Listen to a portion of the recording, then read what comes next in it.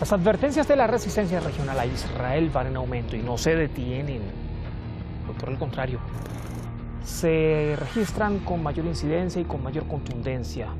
Pero tampoco se detiene el accionar sionista, que es amparado además por la injusticia internacional. Esa misma injusticia que incluso le ha permitido cometer todo tipo de crímenes con el aval del mundo, a la luz del mundo, a la luz del planeta. El silencio de los países occidentales autoproclamados defensores de derechos humanos le ha dado luz verde por completo a la entidad sionista para ejecutar terrorismo extraterritorial, incluso para ejecutar crímenes de guerra, para cometer violaciones de soberanías y mantener además un genocidio que ya hoy llega a 10 meses. Bienvenidos, aquí comienza Detrás de la Razón.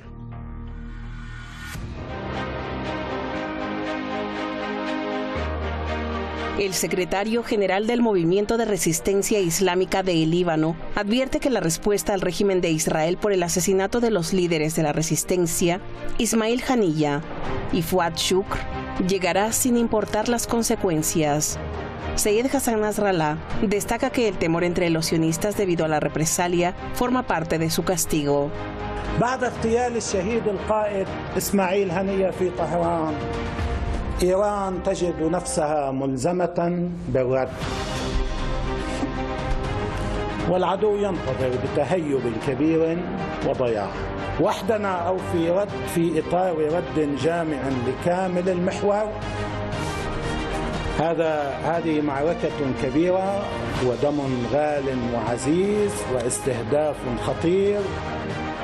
Nasrallah hizo énfasis en que la respuesta fuerte y efectiva llegará porque es fácil destruir las capacidades del régimen israelí debido al poderío de la resistencia.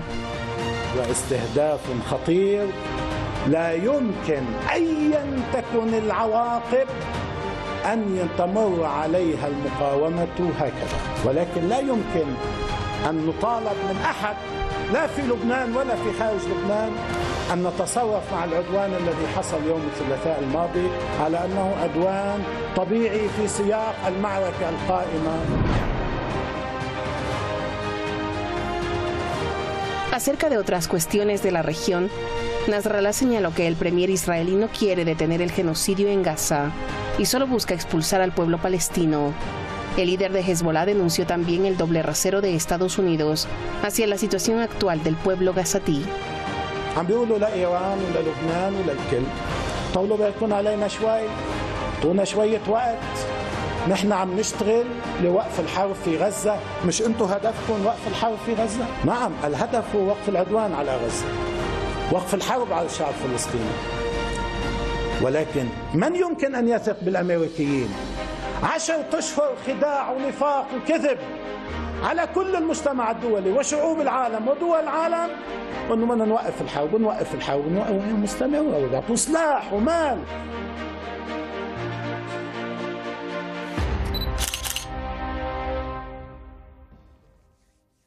Revisemos qué ha ocurrido durante las últimas horas. Para el análisis nos acompañan, como de costumbre, los expertos desde Caracas, en Venezuela, esta noche, en esta edición de Detrás de la Razón. Ramón Medero. Ramón es presidente de la Fundación Segundo Paso para Nuestra América. Es analista político, es internacionalista y, desde luego, también analista internacional.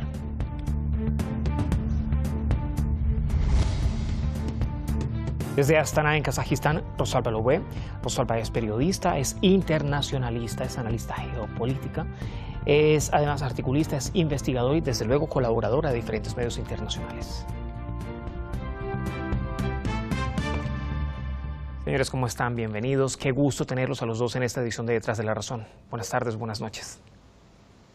Buenas noches desde Astana. No, a ustedes gracias por acompañarnos. Bueno, ladies first. Quiero comenzar con Rosalba. ¿Cómo está, Rosalba? ¿Qué más? Bienvenida una vez más. Bien, gracias. A ver, Rosalba, hablemos de esa reconfiguración de fuerzas en esta región de Asia Occidental cuando persisten las amenazas de Israel. ¿Cómo se reconfigura? ¿Cómo se reconfigura la región en relación a las fuerzas que hacen frente al sionismo? Bueno, es evidente que la reconfiguración viene o parte de este gran trabajo que emprendió el mártir general Soleimani Y por supuesto que esta unión que hay entre los distintos países del Asia Occidental, iniciando con Palestina, Líbano, Siria, Irak, Irán, principalmente Yemen, que se suma a esta coalición, esta gran coalición de la resistencia unida para de una vez por todas y para siempre acabar con el terrorismo y el genocidio contra el pueblo inocente de Palestina. Y por supuesto en esa reconfiguración no solamente estamos hablando de Palestina como un caballo de Troya, sino la incipiente amenaza de tratar desde el Estado sionista terrorista, además de Israel, tratar de pasar y ocupar otras tierras, o sea, terceros territorios, terceros países, como es en el caso evidente y flagrante que nos ha ocupado en estos últimos días, el Líbano precisamente. Ramón, la resistencia desde luego está reflexionando, está meditando y también estudiando, ¿no?, sobre todo las diferentes formas de cómo ejecutar esta respuesta de represalia, esta respuesta punitiva contra el régimen de Israel, porque se han ejecutado ataques extraterritoriales, terrorismo más bien extraterritorial, se han ejecutado asesinatos puntuales, específicos y sobre todo bajo completa violación del derecho internacional y bajo completa violación de la soberanía. Entonces acá, ¿cuál sería la acción contundente, necesaria, que realmente le hiciera daño al sionismo? ¿Pasaría realmente por una acción bélica? Porque además hay que tener en cuenta acá que en medio de todo esto, ¿no?, que puede ejecutar la resistencia, una acción bélica podría conllevar a caer en el juego de Israel, que ha estado provocando a toda la resistencia para extender la guerra.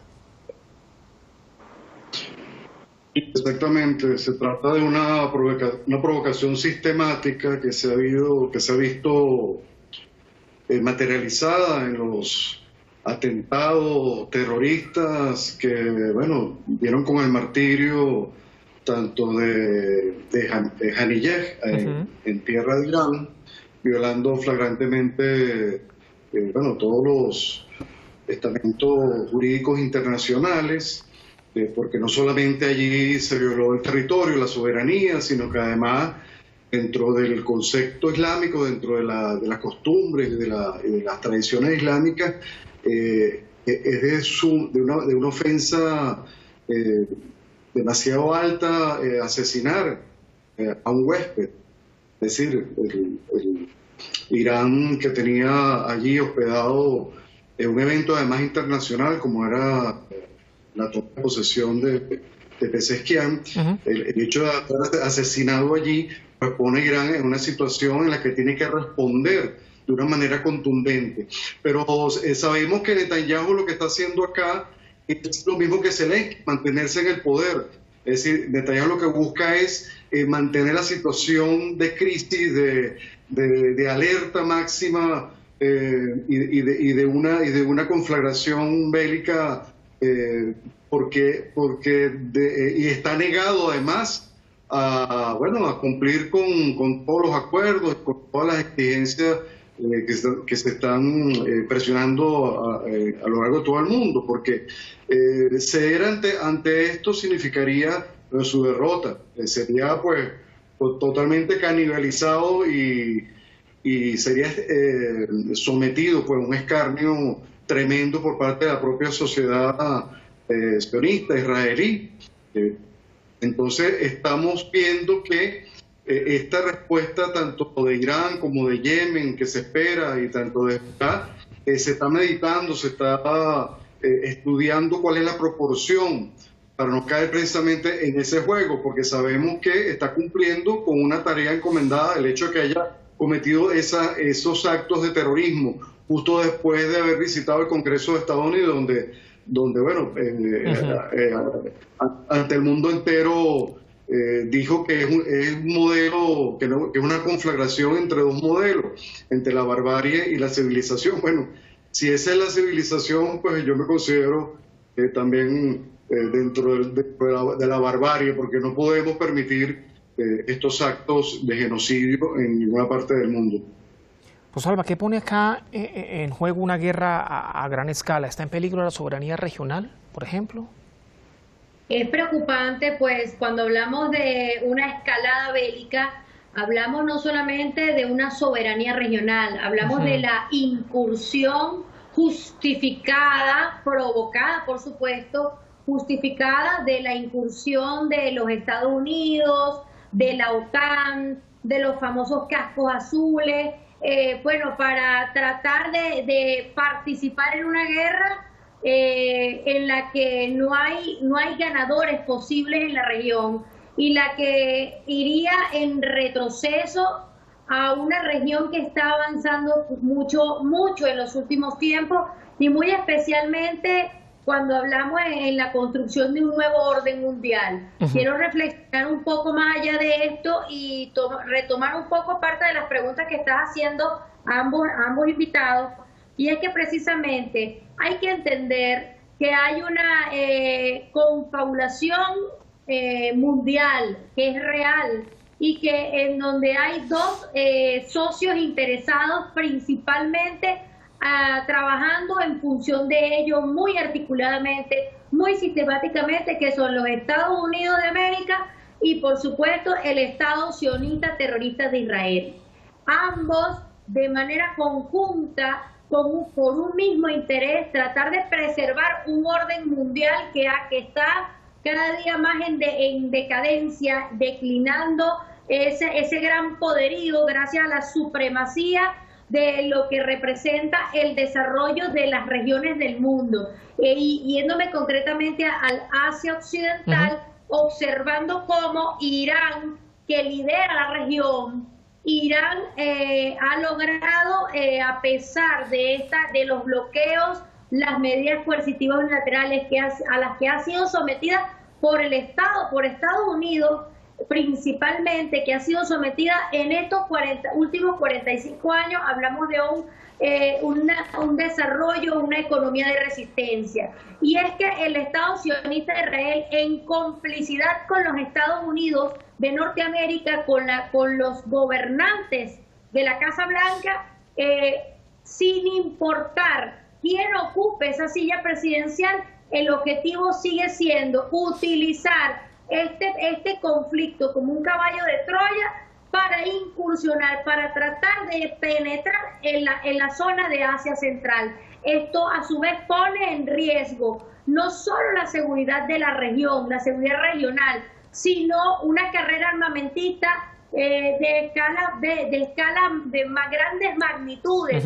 No solamente hablamos de una carrera armamentista nuclear, sino de otra generación en un contexto que puede poner en riesgo la paz y en riesgo la continuidad de la vida y de la especie humana sobre la faz de la Tierra. Parte de la proximidad que le llevaría a tener, en caso de ser así, la proximidad que le llevaría, o mayor proximidad que le llevaría a tener para con Rusia y desde luego una República Popular China, ¿no? Desde luego. Correctamente. A ver, Ramón, consecuencias para la región en medio de esta guerra. Y traigo el tema a la región, desde luego, pero puntualmente a países árabes, porque si bien hace falta mucha unidad musulmana, mucha unidad en el mundo musulmán, unidad a la que ha venido apelando desde hace décadas la República Islámica de Irán, unidad también entre países árabes, pero hay monarquías, hay gobiernos árabes, no países, gobiernos árabes, que mantienen esos estrechos lazos con Israel. A ver, y yo no sé si ahorita la postura de Jordania, por supuesto, será clara o no, porque está llamando poderosamente la atención. Yo no sé si es que está intentando desvincularse o lavarse tal vez un poco las manos de todo el accionar israelí, pero ha buscado acercarse a la República Islámica de Irán. Entonces, consecuencias acá de una mayor escalada o de una guerra en la región, pero para los países árabes aliados de Israel. Sí. El 7 de octubre, en la operación de Al-Aqsa, de alguna manera se frenó ese camino de alianza, ese trabajo que venía haciendo Estados Unidos e Israel de ir acercándose a los países árabes, ¿no? Allí el Frente de la Resistencia detuvo esos procesos de negociación, Israel quedó abatido los pilares de ese poderío que tanto se ufanaba, tanto militar como tecnológico, material, etcétera, y de influencia en la región, se vio seriamente lesionado. Y obviamente, al menos en la operación de la verdadera promesa que hizo Irán en abril, ¿verdad? Contra Israel, bueno, vimos una Jordania comprometida con Israel. Es muy triste que los países árabes no se hayan unido, pero en este nuevo escenario, yo creo que se van a dar las condiciones para que haya un mayor acercamiento, dado que la República Islámica de Irán y otros países de la región constantemente están llamando a ese acercamiento, a esa unidad. Hemos visto cómo Arabia Saudita pues ha relajado un poco esa situación, ha habido un acercamiento, ¿no? Entonces, yo creo que en este escenario, mira, la guerra es inevitable porque estamos ante un modelo fascista histórico que es el sionismo, que no solo atenta contra la paz de la región, sino del mundo entero. Acá mismo en Venezuela, lo que ha estado ocurriendo, bueno, una persona que es operadora política del sionismo en América Latina, Milei en Argentina, es decir, no hablamos solamente de una región, del Nilo al Éufrates y del mar al río, estamos hablando de un proyecto tentáculos en todo el planeta. En todo el planeta, claro. Entonces hay quienes ejercen la violencia para oprimir, agredir y otros para resistir y defenderse. La guerra desde esta perspectiva constructora de paz. Irán y el Frente de la Resistencia deben defender y resistir el derecho soberano no solo del pueblo palestino, sino que ahí se está dando bueno, una situación histórica de una liberación del mundo entero, como lo ha dicho la compañera. Bueno, está en juego la especie humana. Hay varios medios. Lo más grave. Sí, la humanidad, ¿no? Desde luego, que es en definitiva quien paga también los platos rotos en medio de todo esto, quien es el que se lleva la peor parte. La peor parte. En toda guerra quien pierde realmente son los civiles, es la humanidad. A ver, Rosalba, vea, hay varios informes de diferentes medios israelíes. Haaretz, uno de ellos decía, o el titular: tras el asesinato de Ismail Haniyeh, los israelíes han estado esperando una respuesta al crimen. Este miedo entre la población israelí ya es un síntoma, ¿no? Se puede ver así incluso. Son los análisis que uno puede hacer a simple vista. Este miedo entre la población israelí ya es un síntoma a simple vista de la debilitada seguridad de los territorios ocupados. Y no hay que ir tan lejos para darse cuenta de la seguridad que le ha estado fallando al régimen de Israel durante los últimos meses. En abril anterior, con los ataques punitivos de represalia de la República Islámica de Irán, que lograron vulnerar la cúpula de hierro.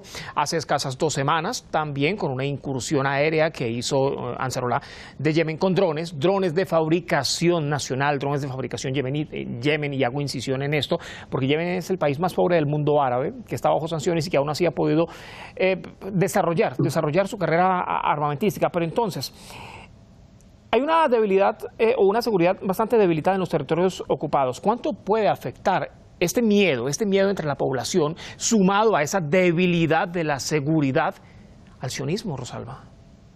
Bueno, en primer lugar hay que analizar el titular que acabas de leer, y justamente ese titular es una manera de enmascarar y la realidad que estás mencionando. Y es, por supuesto, un profundo temor, pero ante el temor lo que se está tratando es de exacerbar la furia interna de la población civil, principalmente, para poder activar una aparente solidaridad y patriotismo nacional dentro del Estado sionista de Israel, y estoy hablando de la política interna del país.